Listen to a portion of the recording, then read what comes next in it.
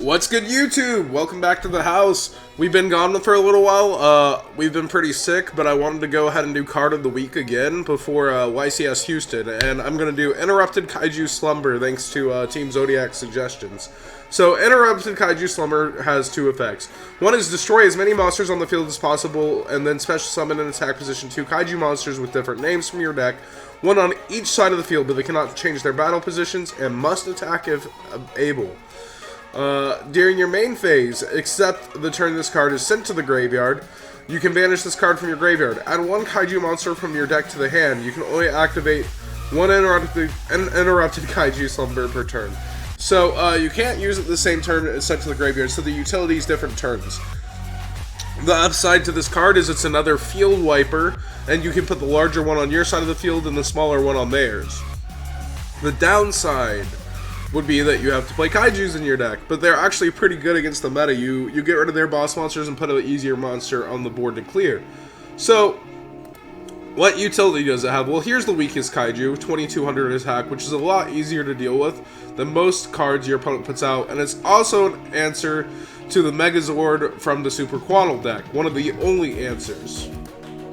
Now, Beatrice can Foolish Burial this card for you, basically, during your opponent's turn, which allows you to use it during your next turn. So you have access to a free Kaiju rather than having to have both the cards in your deck.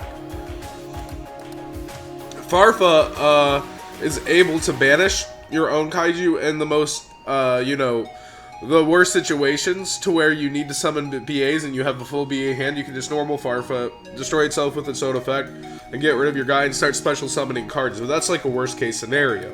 I'm just going over plays. Terratop is a way to still get your XYZs out while you have a Kaiju stuck on your side of the field from the first effect, because you can just normal summon to him and then search the other Speedroid monster, Takaton Borg, and special the Takaton Borg. So you have a way to, you actually have a few ways in your deck to still pump out a few rank 3s.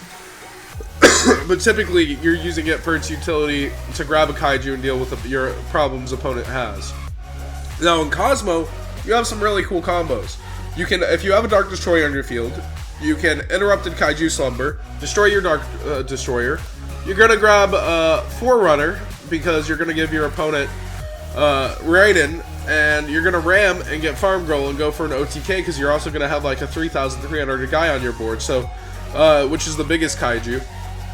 So that 3,300 plus 1,500 plus 3,000 is often enough for game in this format. If that's not game already, it may be. That's 33, 43, 48. Nope, that's 78. But you get what I'm saying.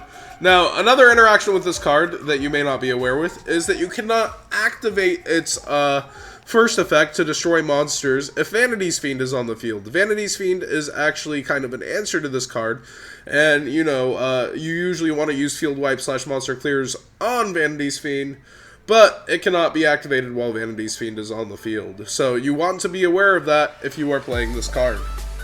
Cool combos. Shoutouts to Base Lolly. Shoutouts to Team Zodiac. Definitely a pretty cool card of the week. I was one of the first people to put it on YouTube when it got its actual effect, and I still find it to be a really good card. So tell me, what do you guys think? Do you think it's undervalued? Do you think it's a pretty good field wipe? Do you think the Kaijus being in the deck are something that you don't want to have to deal with in order to get this card's utility? Let me know, and thanks for watching.